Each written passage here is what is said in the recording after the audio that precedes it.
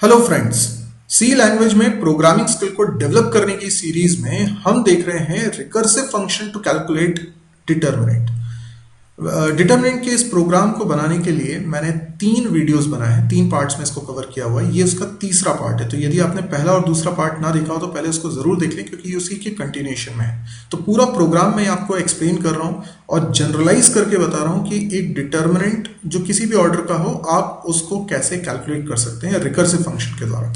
तो आइए स्टार्ट करते हैं आज का तीसरा पार्ट। ये 3 ऑर्डर के डिटर्मिनेंट को कैलकुलेट कर लेगा। अब इसको वेरीफाई करने की बारी आई, तो मैं मेन फंक्शन बनाता हूँ और मेन फंक्शन के अंदर सबसे पहले तो एक एरे बना लेता हूँ 3x3 का, और IJ भी बना लेता हूँ। यूज़र से वैल्यूज़ इनपुट करानी है, printf एंटर और डिटर्मिनेंट ऑफ ऑर्डर 3। अभी मैंने ऑर्डर 3 के लिए बनाया हुआ है, इसलिए मैं ऐसा लिख रहा हूँ। बाकी हम क्या करेंगे कि इसको जनरलाइज भी कर देंगे ताकि किसी भी ऑर्डर के लिए हम कैलकुलेट कर सकें। तो यहाँ पर मुझे एक फॉर लूप लगाना पड़ेगा। i की वैल्यू 0 से स्टार्ट करनी पड़ेगी, i की value less than equal to 2 तक जाएगी, i की वैल्यू इंक्रीमेंट होगी। इसके बाद इसके अंदर नेस्टिंग कर रहा हूँ एक और फॉर लूप। j की वैल्यू 0 से स्टार्ट करेंगे, j की value less than equal to 2 तक जाएंगे और j प्लस प्लस। इसके अंदर मुझे क्या लिखना है, स्कैनफ। स्कैनफ में %d। आप इसको फ्लोट के लिए भी बना सकते हैं, जैसे मैं इंटीजर के लिए बना रहा हूँ तो आप फ्लोट के लिए भी बना सकते हैं। %d address of a of i j। तो इससे क्या होगा, आपका डिटर्मिनेंट यूजर से इनपुट हो गया। अब आप डिटर्मिनेंट फंक्शन को कॉल कर रहे हैं और डिटर्मिनेंट फंक्शन को कॉल करते हुए एरे पास कर रहे हैं और उसका ऑर्डर भी पास कर रहे हैं, दैट इज 3। लेकिन ये जो रिजल्ट कैलकुलेट करेगा, मैं उसको किसी वेरिएबल d में रख लेना चाहता हूँ, तो मुझे d नाम का वेरिएबल भी एक बनाना पड़ेगा और इस d की वैल्यू को मैं प्रिंट करा रहा हूँ। तो printf डिटर्मिनेंट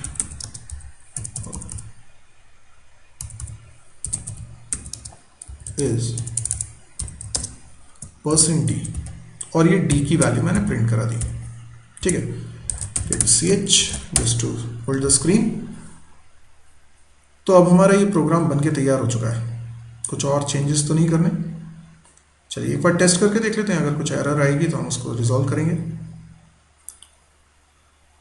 और मैं डिटर्मिनेंट जो एंटर करूंगा वो कोई और नहीं, यही वाला डिटर्मिनेंट एंटर करूंगा, क्योंकि हमें मालूम है इसका रिजल्ट कितना आने वाला है, 13 आना चाहिए। देखते हैं इसको। यस, ये रन हो गया, कोई एरर नहीं है। अब मैं इस डिटर्मिनेंट को लेकिन एंटर करना चाहता हूँ, तो आप देखिएगा यही वैल्यूज मैं यहाँ पर इनपुट करूँगा, ठीक। सबसे पहले 5, फिर 2, फिर 1, फिर 3, फिर 1, फिर 0, फिर 3, फिर 6, फिर 2। Determinant is 30। तो ये वेरीफाई हो गया कि हमारा कोड बिल्कुल सही है। अब सवाल है इसको जनरलाइज कैसे करें। तो जनरलाइज करने के तरीका ये हो सकता है कि आप एक बड़े साइज का डिटर्मिनेंट ले लें। वैसे तो आप DMA का इस्तेमाल भी कर सकते हैं, बट वो अभी के लिए थोड़ा सा कॉम्प्लिकेटेड नजर आएगा, इसलिए मैं सिंपल करता हूँ इसको कि हम इसको 10 का ले लेते हैं ऑर्डर। मतलब कोई डिटर्मिनेंट एंटर करेगा तो ज़्यादा से ज़्यादा हमने कहा कि 10 ऑर्डर तक का वो एंटर कर पाए। अच्छा, तो अगर 10 ऑर्डर का होगा तो पहले मुझे यूज़र से ऑर्डर पूछना पड़ेगा। printf, ठीक है, एंटर ऑर्डर ऑफ डिटर्मिनेंट। तो यूजर से मैं उम्मीद कर रहा हूं कि वो डिटर्मिनेंट का ऑर्डर एंटर करेगा। तो स्कैनफ, तो मुझे यहां पर एक नया वेरिएबल बनाना पड़ेगा। वो कुछ नहीं, k ले लेता हूं। तो यहां पर k वेरिएबल ले लिया, ओके। ये डिक्लेरेशन हो गया k वेरिएबल का। अब जो अगला मैसेज मैं स्क्रीन पे प्रिंट करा रहा हूं, एंटर और डिटर्मिनेंट ऑफ ऑर्डर 3 की जगह लिखता हूँ %d और यहाँ पे लिख देता हूँ k। अच्छा, तो फिर ये लूप अब 2 तक थोड़ी चलेगा, 0 से 2 मतलब 3 बार चल रहा था, 3 बार नहीं चलेगा बल्कि k टाइम्स चलेगा, नहीं k -1 टाइम्स, क्योंकि 0 से स्टार्ट हो रहा है ना। तो अगर के की वैल्यू 3 होगी तो 2 तक जाना चाहिए, इसलिए के माइनस 1, और ये 2 की जगह पे भी मुझे करना पड़ेगा के माइनस 1। ओके, लेकिन हाँ इस बात का ध्यान रखना है कि के की वैल्यू कभी भी 10 से ज़्यादा ना हो, ठीक है।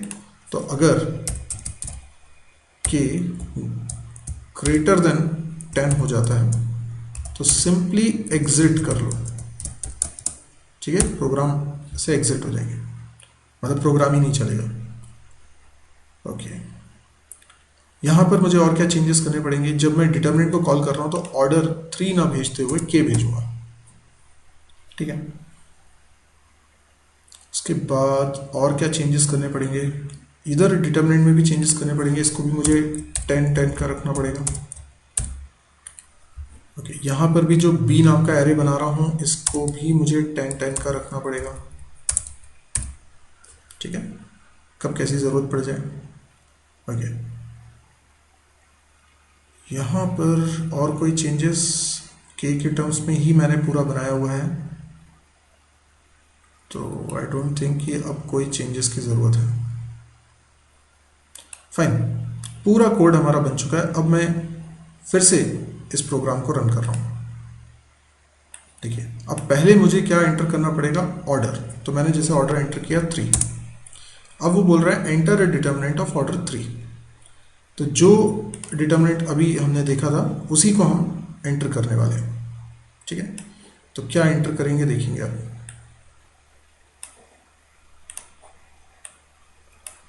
सबसे पहले 5, देन 2, देन 1, देन 3, 1, 0, 3, 6 एंड 2। देखिए डिटरमिनेंट का आंसर आ रहा है 13। तो ये बिल्कुल वेरीफाई हो गया, हो चुका है कि हमारा प्रोग्राम 100% सही है। एंड एक बार आप इस कोड को और देख लीजिए, ये कोड मैंने बनाया हुआ है।